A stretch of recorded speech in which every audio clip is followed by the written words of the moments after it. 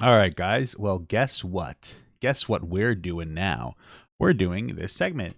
Yay! I gotta gotta love it. So listen, I actually somebody said I think August sent this to me, and it really bothered me a lot, like so much that I made my own little TikTok about it. But that one's I guess my TikToking days are over. But anyway, I wanted to talk about it on here. I wanted to talk about it on my platform, and I want to flesh it out because it was frustrating and it's like really irritating when people like this talk. All right. So anyway, it says trigger warning: the craziest assignment I've ever received at the university. Oh, and she responded to me too, and then she deleted a couple of responses that I have. Okay. And the description says had to post this, so insane, hashtag University of Pittsburgh, hashtag Pitt for you and for you page. No context in any of the descriptions. Okay, just let's give it a watch. Okay, so typically I don't get like very triggered by a Got it lot so of low. things, but this assignment that I just got is so insane. Okay, so she's triggered, guys. All right. Okay, so essentially I'm just gonna read it and then I'm gonna flip my screen to show you that I'm not lying because it's actually insane. So here we go. This is for law and deviance, by the way. So just that's also very relevant. This is for a law class. This is specifically for a law class. It's very important to keep in mind. It says one. You are to create your own fact scenario of an encounter between a man and a woman that ends up in a rape.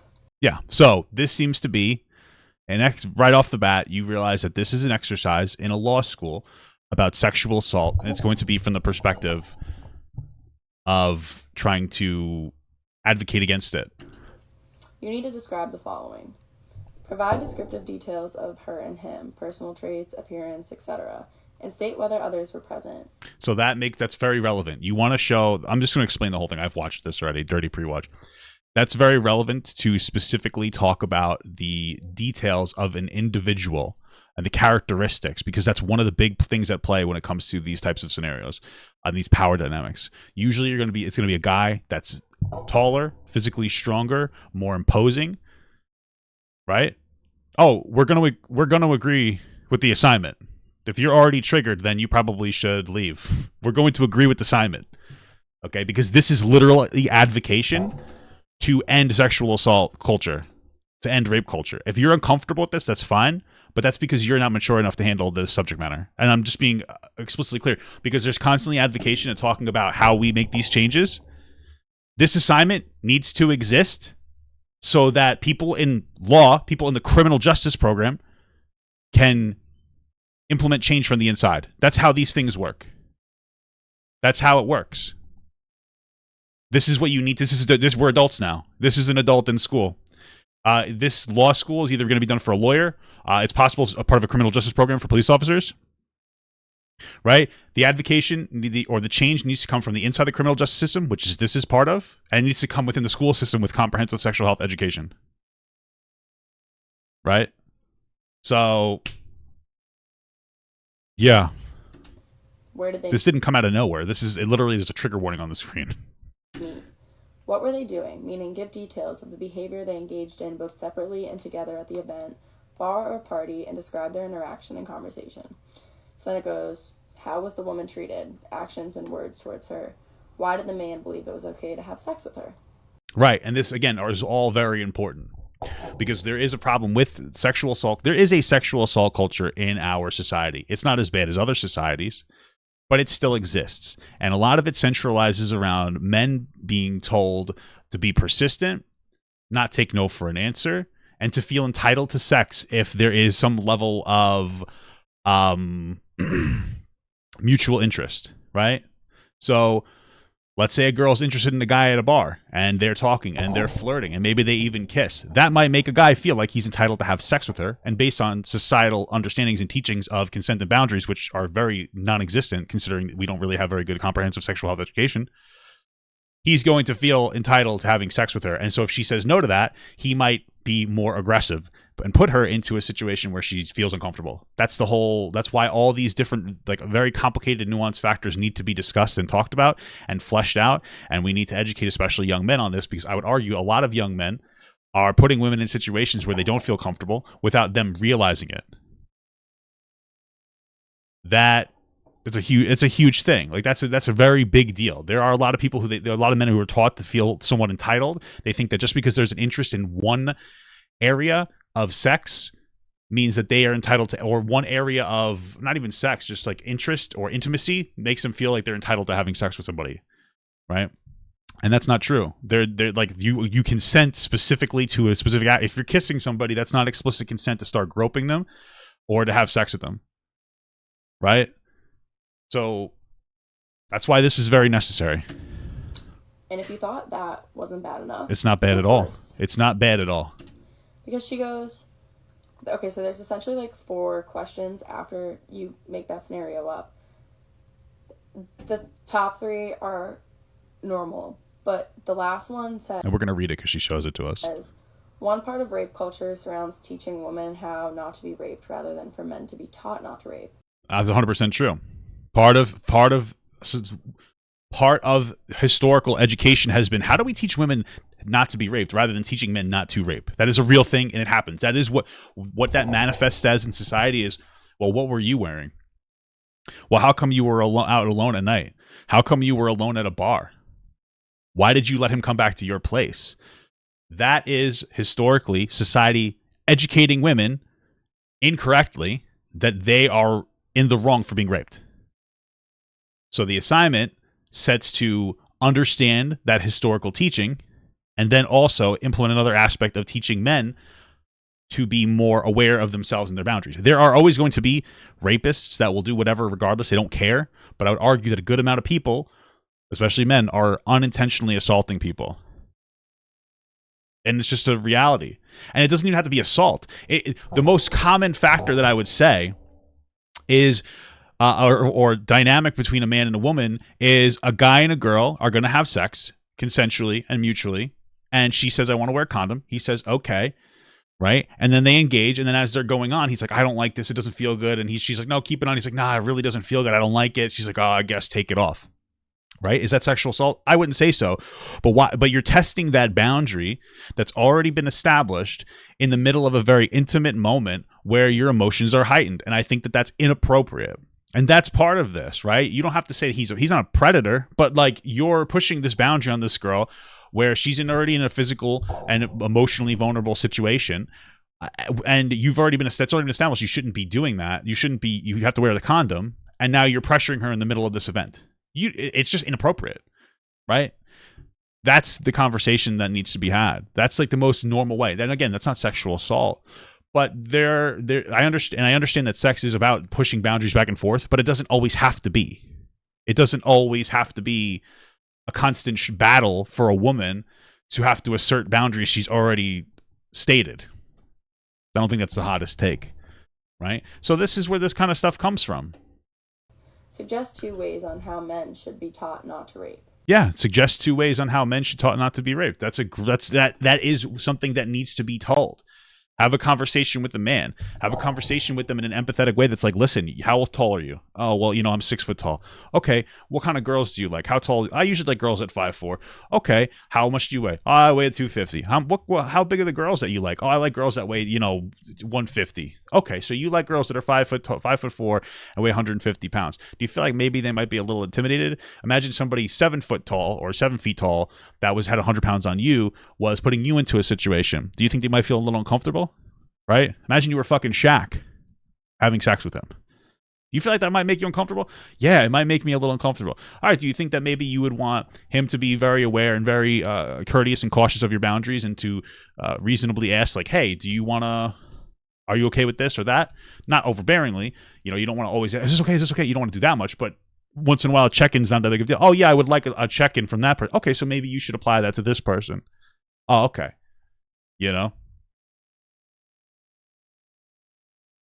So that's how you do this, right? That's how you do this. What?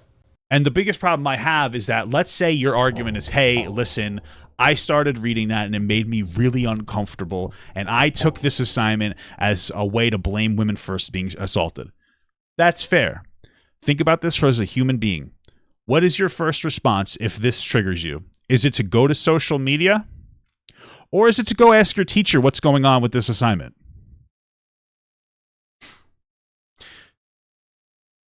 The first step she should have taken is to ask her teacher, like, hey, this makes me uncomfortable. I don't like this wording. This sounds like you're blaming women for being assaulted. I don't like that.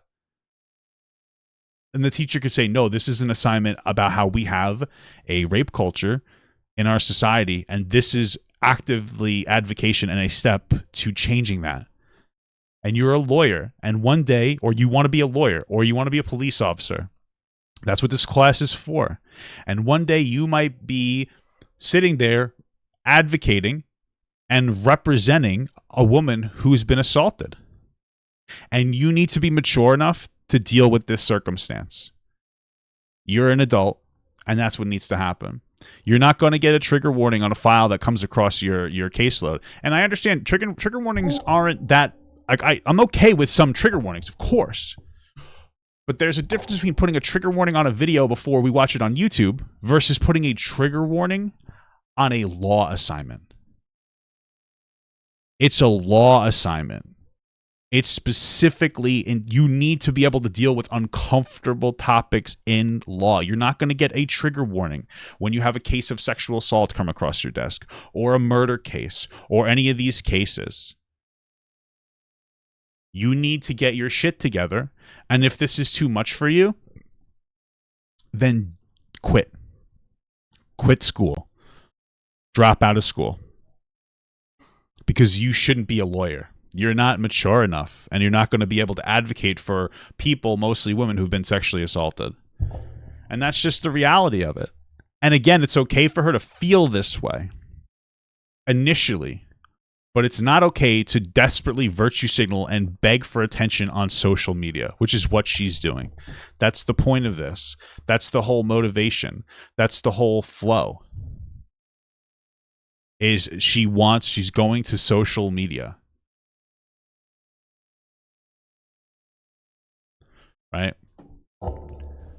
Like, actually what? So you can see that, like, I'm not lying. So this is her assignment, and we can read the assignment. And see.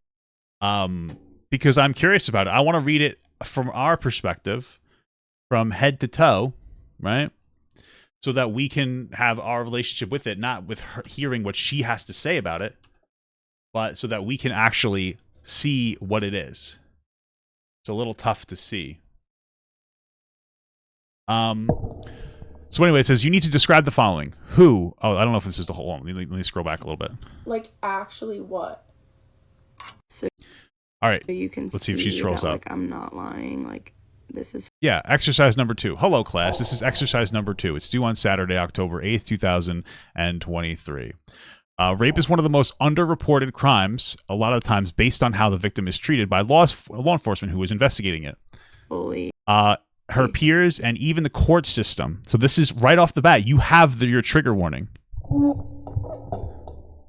Right off the bat, you have your trigger warning. This is a topic about sexual assault. This is a very real topic. This exercise surrounds how serious rape culture is and what it means. First, please watch the following video to enhance your learning of rape culture. Right? So it has her taught to watch a TED. So there's a lot of pretext that she decided to leave out of it until she shows us. So it's a TED Talk on rape culture. Now, I haven't watched the video.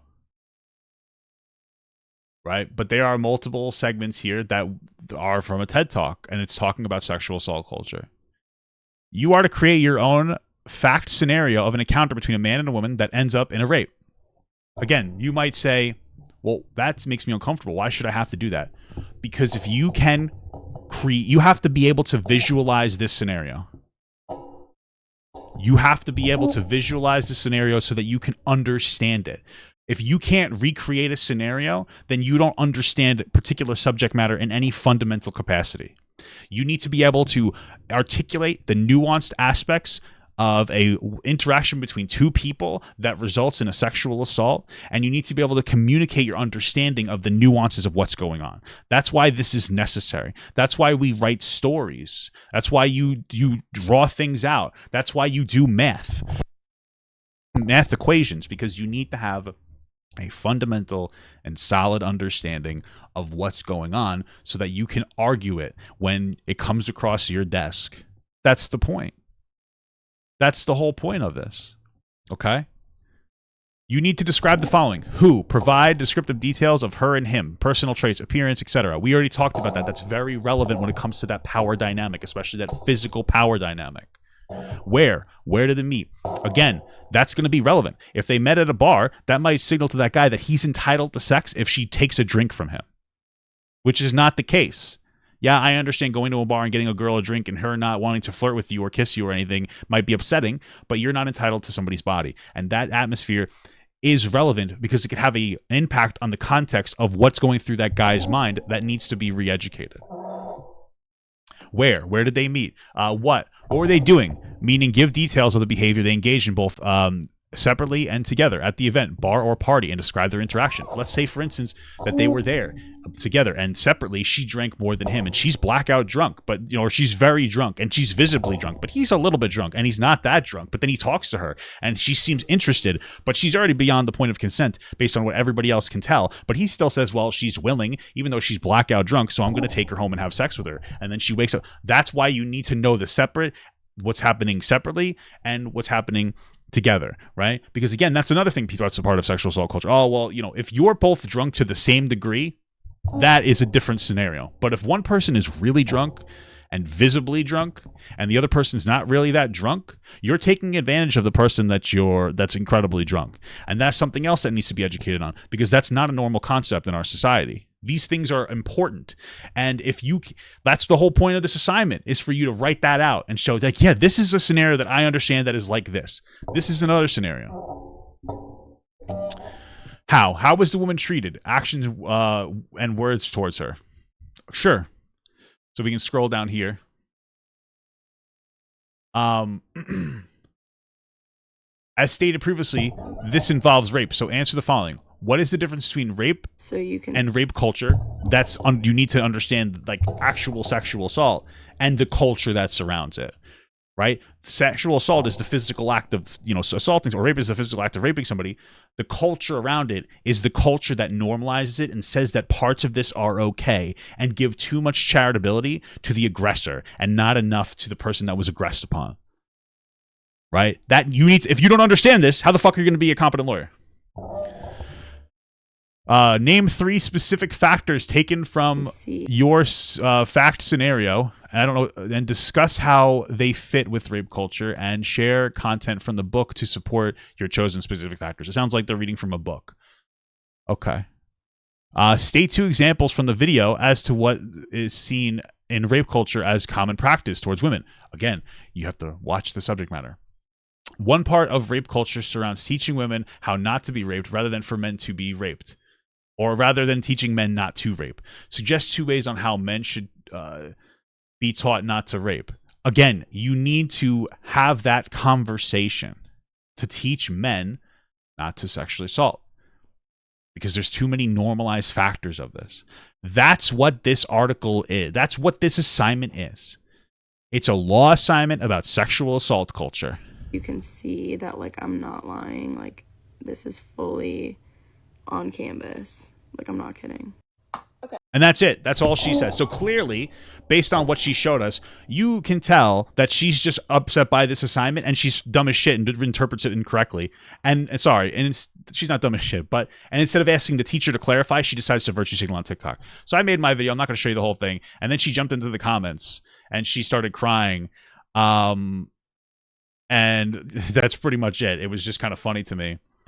And then it was weird. She almost instantaneously started responding to me. Sir, respectfully, I never claimed my professor should be fired. I said the comments did in my video, because they did. They're fucking unhinged. And then she went on her alt account and said, that's a great point. Forcing students to use their imagination goes hand in hand with triggering. Okay, I don't care. You're an adult. Grow up. And then she deleted some of them, like, Mr. Sir is trying to attack me, and I don't care about that. I don't even know why I care about this part. This part's not relevant. It's not productive. The productive part is listening to this. Hi, guys. This is her update on the scenario. Hi guys, I just wanted to come on here and make the updated video a lot of you guys were asking for. So I did end up reaching out to the dean, and she got back to me super quickly. I'm not going to include the email that I sent directly to her, because it's a little bit sensitive, but I am going to put screenshots of all the emails that were going on between me and a few of the deans. So just pause it and read it. So this is the email that I reviewed your email. First, I want to be sure you are aware of supports you can access immediately as your well-being is top priority. Care and resources, university counseling, office rights. Regardless, next steps, I would be happy to meet with you to hear your concerns, continue to provide you with additional information and support, and help connect you to others at the university. Since your concerns are about an academic course assignment and instructor, it is important that I connect you with the academic dean's office in the whatever school of arts and sciences to further review your concerns. Please do not feel as though you must meet with me. I can certainly connect you with the school without a meeting if you wish. However, you are okay. So this is just a copy and paste thing that's saying, okay, you hear how do you want to be supported? First got back, and then Dear Payman, I was informed about your concerns and I'm writing to invite you to meet with me sometime soon. I am out of the office tomorrow Monday, but I would be happy to meet with you early next week. Looking forward to hearing from you. Somebody within my office can help you with scheduling, either Lisa or Jessica, who are CC'd while I'm out. That dean actually ended up reaching out to me, and this is what he said. And my professor actually did reach out to our class, so I'm also going to post those screenshots. So this is... It has come to my attention that the recent assignment as part of our Law and Deviance course regarding rape culture and sexual assault has been distressing to the members of our class, and some videos have emerged regarding the assignment. First, I wanted to sincerely apologize that this assignment was unsettling to students in our class. I have used this assignment previously, and it had led to an engaged interactive discussion and learnings by previous students. Again, you're a fucking law student. Drop out if you can't handle this this topic. I have already updated the assignment in Module 5, so students can choose to complete the updated assignment, or I can work with you individually to create an alternative assignment. That's what a terrible idea. Hey, guys, if you want, you could just do a different assignment that has nothing to do with rape culture. Congratulations, you're going to be a dog shit, worthless lawyer. Thank God. Thank fucking Christ. While this topic is undoubtedly challenging and difficult to engage on, my intention with the video and course reading was to bring rape culture and the pervasiveness of victim blaming and shaming to the class so we could have a constructive dialogue. This assignment, where I asked you to depict an encounter between two individuals, was not meant to be about sexual violence act itself. It was meant to highlight the mistreatment that victims face. It's just two. Due to factors like clothing, location, encounter, time of day, etc., which can lead to victims being cast in an unfair and negative light. I will schedule an optional Zoom session in office hours to further discuss this topic if you are interested in joining. As I noted in the course syllabus, this course, as with many law, criminal justice, and society programs, covers material related to crimes of violence. Some of this material can be disturbing. Please contact me immediately if you have any questions or concerns about the course content or climate, either regarding this assignment or at any time in the future. Additionally, I would encourage you to utilize our student resources noted on the course syllabus at any time, including the University Counseling Center, Life Solutions, and Office of Equity, Diversity, and Inclusion. And this is the second one. I am satisfied with the response that she gave, but I think this whole thing could have been avoided if she proceeded the assignment with what she said in that email. If you read the assignment without being a dumb fucking baby, you would have realized that's what the assignment is about. I also just want to say that I've taken multiple law She's a fucking moron. and criminal justice classes at the University of Pittsburgh, and I'm very capable of talking about sensitive topics. You're not. You're not capable about it because you got so triggered you couldn't even correctly read the very obvious assignment. I just wanted to be an advocate for those people. You're a fucking pussy, and you're going to end up like having harm on somebody who's sexually assaulted because you're not intelligent enough or mature enough to read through a case without having a fucking meltdown and taking it to social media. You're not going to be able to help anybody. You're a net negative as a lawyer. That's just a fact at this point. Sorry, you're dog shit. That clarification could have been given if you just asked her instead of virtue signaling on the internet and said you wanted to make a video about it. You're a fucking loser. And you're not mature enough or intelligent enough to parse through the information and come to the understanding, like an understandable conclusion. Who may be victims of sexual assault and rape. I also just want to say thank you guys for the support you've shown me and my classmates in the comment section. Yeah, so listen, after going through this entire thing, this situation is incredibly ridiculous. This woman, who is a law student, who presumably wants to be a lawyer or some kind of person working in the criminal justice system, has an absolute meltdown about an assignment that is meant to educate people about the existence of sexual assault culture and to change that from within the criminal justice system, which also needs to be changed in the educational system with comprehensive sexual health education. That's what needs to happen. Instead, and she misinterpreted this assignment 100%, 1000%. I think most people reading through this would understand that while this might be a triggering topic, if you're going to be a lawyer, you need to be able to deal with triggering topics. You're not getting a trigger warning when a sexual assault case comes across your desk. You're not going to get a trigger warning when a murder case comes across your desk. You're not going to get a warning when a child abuse case comes across your desk. You need to be mature enough to be able to handle the subject matter. And if you don't know the subject matter or you don't understand what you're reading, that's fine. Ask your professor instead of coming to TikTok and virtue signaling about it because you want to complain. That's all it comes down to. There was no level of productivity that comes out of this except for I want attention on the internet. That is literally it. That's the only thing that happens. That's it. And how does this manifest if you actually had a law job? You don't have the understanding of proper boundaries.